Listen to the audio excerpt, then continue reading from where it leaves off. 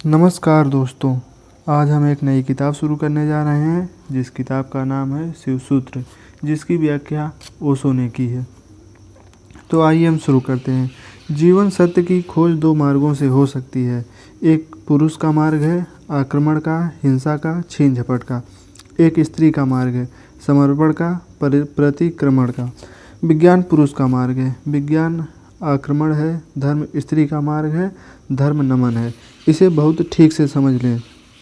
इसलिए पूरब के सभी शास्त्र परमात्मा को नमस्कार से शुरू होते हैं, और वह नमस्कार केवल औपचारिक नहीं है, वह केवल एक परंपरा और रीति नहीं है।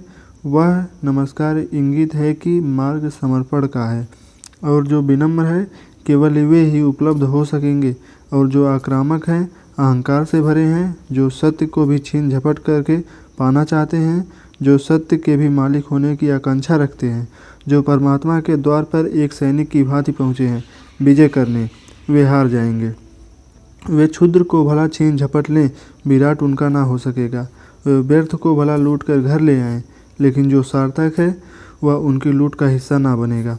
इसलिए विज्ञान व्यर्थ को खोज लेता है, सार्थक चूक जाता है। मिट्टी पत्थर पदार्थ के संबंध में जानकारी मिल जाती है, लेकिन आत्मा और परमात्मा की जानकारी छूट जाती है। ऐसे ही जैसे तुम राह चलती एक स्त्री पर हमला कर दो, बलात्कार हो जाएगा। स्त्री का शरीर तुम पा लोगे, उस पर कब्जा कर लोगे, लेकिन उसकी आत्मा तुम्हें ना मिल सकेगी, उसका प्रेम तुम ना पा सकोगे। तो जो लोग आक्रमण की तरह जाते हैं परमात्मा की तरफ, वे बलात्कारी हैं। वे परमात्मा के शरीर पर भला कब्जा कर लें, इस प्रकृति पर जो दिखाई पड़ती है, जो दृश्य है, उसकी चीर फाड़ कर लें, विश्लेषण कर लें, उसके कुछ राज खोल लें, लेकिन उनकी खोज वैसी ही क्षुद्र होगी जैसे किसी पुरुष ने किसी स्त्री पर हमला किया हो और बलात्कार किया हो। स्त्री का शरीर तो उपलब्ध हो जाएगा, लेकिन उपलब्धि दो कौड़े की है, क्योंकि उसकी आत्मा को तुम भी छू भी न पाओगे, और अगर उसकी आत्मा को ना छुआ तो उसके भीतर जो प्रेम की संभावना थी, वह जो छिपा था बीज प्रेम का, वह कभी अंकुरित ना होगा। उसकी प्रेम की वर्षा तुम्हें ना मिल सकेगी। विज्ञान बलात्कार है, वह प्रकृति पर हमला है, जैसे कि प्रकृति कोई शत्रु हो, जैसे कि उसे जीतना या पराजित करना है। इसलिए विज्ञान तोड़फोड़ में भरोसा करता है, विश्लेषण तोड़फोड़ है, काटपीट में भरोसा करता है। अगर वैज्ञानिक से पूछो कि फूल सुंदर है तो तोड़ेगा फूल को, काटेगा, जांच पड़ताल करेगा, लेकिन उसे पता नहीं तोड़ने में ही सौंदर्य खो जाता है। सौंदर्य तो पूरे में था, खंड खंड में सौंदर्य ना मिलेगा। हाँ, रासायनिक तत्व तो मिल जाएंगे। किन चीज़ों से फूल बना है, किन पदार्थों से बना है, किन खनिज और द्रव्यों से बना है, वह सब मिल जाएगा। तुम बोतलों में अलग अलग फूल के खंडों को इकट्ठा करके बोतल लगा दोगे। तुम कहोगे कि ये केमिकल्स हैं, ये पदार्थ हैं, इनमें ये से मिलकर ये फूल बना था, लेकिन तुम एक भी ऐसी बोतल ना भर पाओगे जिसमें तुम कह सको यह सौंदर्य है। जो फूल में भरा था सौंदर्य तिरोहित हो जाएगा। अगर तुमने फूल पर आक्रमण किया तो फूल की आत्मा तुम्हें ना मिलेगी, शरीर ही मिलेगा। विज्ञान इसलिए आत्मा में भरोसा नहीं करता। भरोसा करे भी कैसे? इतनी चेष्टा के बाद भी आत्मा की कोई झलक नहीं मिलती, झलक मिलेगी ही नहीं। इसलिए नहीं कि आत्मा नहीं है, बल्कि तुमने जो ढंग चुना है वह आत्मा को पाने का ढंग नहीं। तुम जिस द्वार से प्रवेश किए हो वह क्षुद्र को पाने का द्वार है। आक्रमण से जो बहुमूल्य है वह नहीं मिल सकता। जीवन का रहस्य तुम्हें मिल सकेगा अगर नमन के द्वार से तुम गए। अगर तुम झुके, तुमने प्रार्थना की, तो तुम प्रेम के केंद्र तक पहुंच पाओगे। परमात्मा को रिझाना करीब करीब एक स्त्री को रिझाने जैसा है। उसके पास अति प्रेमपूर्ण, अति विनम्र, बिना प्रार्थना से भरा हृदय है, और जल्दी वहाँ नहीं है। तुमने जल्दी की कि तुम चूके, वहाँ बड़ा धैर्य चाहिए। तुम्हारी जल्दी और उसका हृदय बंद हो जाएगा, क्योंकि जल्दी भी आक्रमण की खबर है। इसलिए जो परमात्मा को खोजने निकलते हैं उनके जीवन का ढंग दो शब्दों में समाया हुआ है, प्रार्थना और प्रतीक्षा। प्रार्थना से शास्त्र शुरू होते हैं और प्रतीक्षा पर पूरे होते हैं। प्रार्थना से खोज इसलिए शुरू होती है। इस शास्त्र का पहला चरण। ओम स्वप्रकाश आनंद स्वरूप भगवान शिव को नमन। और अब शिव सूत्र प्रारंभ हो रहा है। इस नमन को बहुत गहरे उतर जाने दें, क्योंकि अगर द्वार ही चूक गया तो पीछे महल की जो मैं चर्चा करूँगा वह समझ में न आएगी। पुरुष को थोड़ा हटाएं, आक्रामक वृत्ति को थोड़ा दूर करें। यह समझ कुछ बुद्धि से आने वाली नहीं है, हृदय से आने वाली है। यह समझ कुछ तुम्हारे तर्क पर निर्भर ना करेगी या तुम्हारे प्रेम पर निर्भर करेगी। इस शास्त्र को तुम समझ पाओगे, लेकिन वह समझ ऐसी ना होगी जैसे कोई गणित को समझता है। वह समझ ऐसी होगी जैसे कोई काव्य को समझता है। कविता पर तुम झपट नहीं पड़ते, तुम कविता का धीरे धीरे स्वाद लेते हो, चुस्की लेते हो। जैसे कोई चाय पीता है, तुम उसे घटक नहीं जाते। वह कोई कड़वी दवा नहीं है, तुम उसका स्वाद लेते हो, चुस्की लेते हो, धीरे धीरे उसके स्वाद को लीन होने देते हो। और एक ही कविता को समझना हो तो बहुत बार पढ़ना पड़ता है। एक गणित को तुमने एक बार समझ लिया, फिर दोबारा करने की कोई ज़रूरत नहीं रह जाती।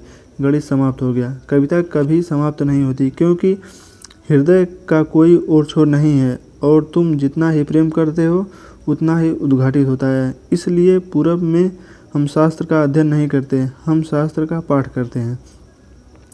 अध्ययन शास्त्र का हो भी नहीं सकता। अध्ययन का अर्थ है एक बार समझ लिया फिर कचरे में फेंक दिया, जैसे कि बात खत्म हो गई। जब समझ ही लिया तो अब दोबारा क्या करना है। पाठ का अर्थ होता है समझ बुद्धि की होती तो एक बार में पूरी हो जाती।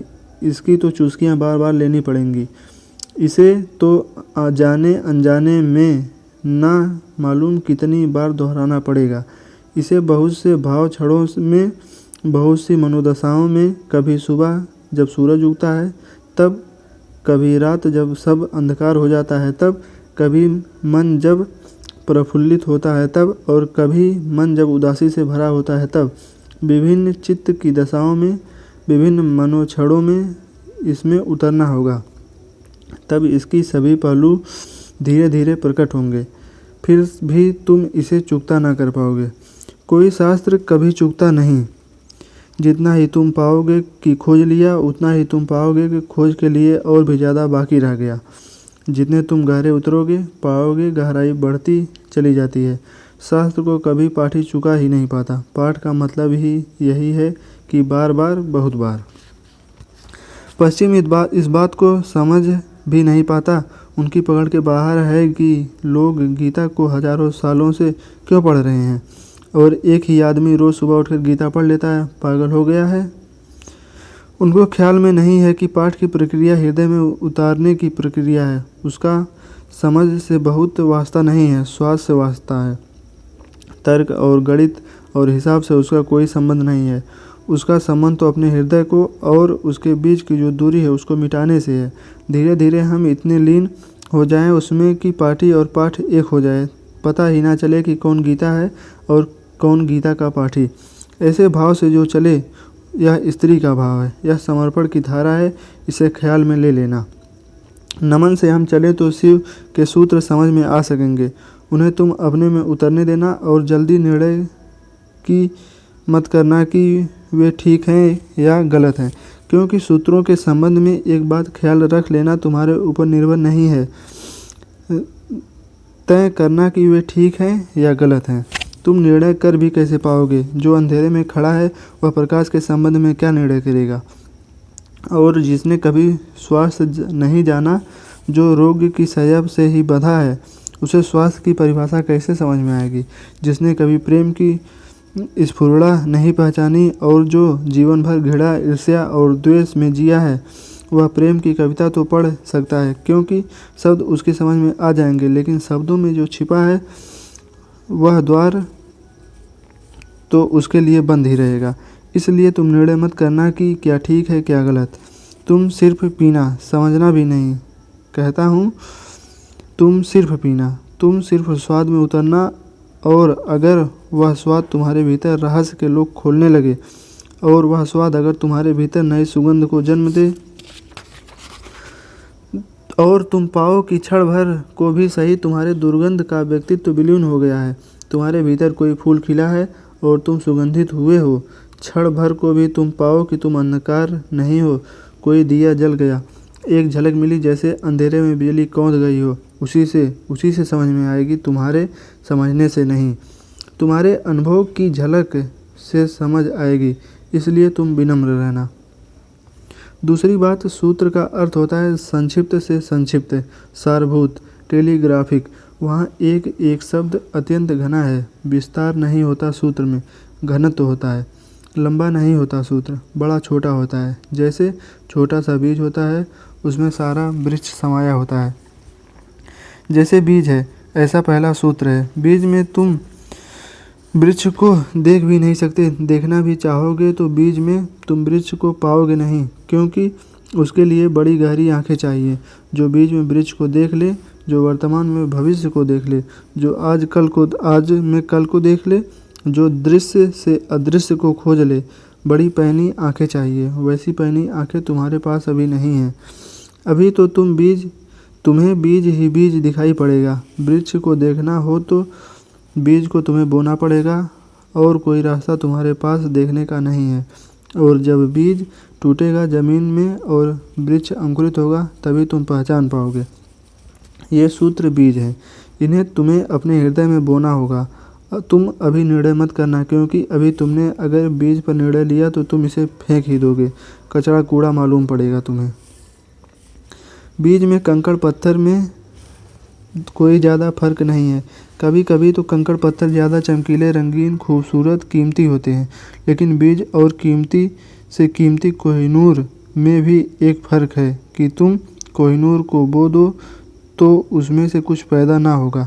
वह कीमती कितना ही हो, मुर्दा है। उसका मूल्य नासमझ कितना ही समझते हो, लेकिन जीवन उसमें नहीं है, वह लाश है। वह बीज कुरूप भी दिखाई पड़ता हो, कोई उसकी कीमत भी ना हो, लेकिन उसमें जीवन छिपा हुआ है। तुम उसे बो दो, उसे विराट वृक्ष पैदा होगा, और एक बीज से करोड़ों बीज लग जाएंगे। एक छोटा सा बीज इस सारे विश्व को पैदा कर सकता है, क्योंकि एक बीज से करोड़ों बीज पैदा होते हैं। फिर करोड़ों बीज से, हर बीज से करोड़ों बीज पैदा होते हैं। एक छोटे बीज में सारे विश्व का ब्रह्मांड समा सकता है। सूत्र बीज है, उसके साथ जल्दी नहीं की जा सकती। उसको बोओगे हृदय में और अंकुरित होगा, फूल लगेंगे, तभी तुम जान पाओगे, तभी निर्णय लिया जा सकता है। तीसरी बात, इसके पहले कि हम शुरू करें, धर्म महान क्रांति है। धर्म के नाम से तुमने जो समझा हुआ है, उसका धर्म से ना के बराबर संबंध है। इसलिए शिव के सूत्र तुम्हें चौंकाएंगे भी। तुम भयभीत होोगे, डरोगे भी, क्योंकि तुम्हारा धर्म डगमगाएगा। तुम्हारा मंदिर, तुम्हारी मस्जिद, तुम्हारे गिरजे, अगर ये सूत्र तुमने समझे तो गिर जाएंगे। तुम उन्हें बचाने की कोशिश में मत लगना, क्योंकि वे बचे भी रहे तो भी उनसे तुम्हें कुछ भी मिला नहीं है। तुम उनमें जी ही रहे हो और तुम मुर्दा हो। मंदिर काफ़ी सजे हैं, लेकिन तुम्हारे जीवन में कोई भी खुशी की किरण नहीं। मंदिर में काफ़ी रोशनी है, उससे तुम्हारे जीवन का अंधकार नहीं मिटता, तो उसे भयभीत मत होना, क्योंकि सूत्र तुम्हें कठिनाई में तो डालेंगे ही। क्योंकि शिव कोई पुरोहित नहीं है। पुरोहित की भाषा तुम्हें हमेशा संतोषदायी मालूम पड़ती है, क्योंकि पुरोहित को तुम्हारा शोषण करना है। पुरोहित तुम्हें बदलने को उत्सुक नहीं है।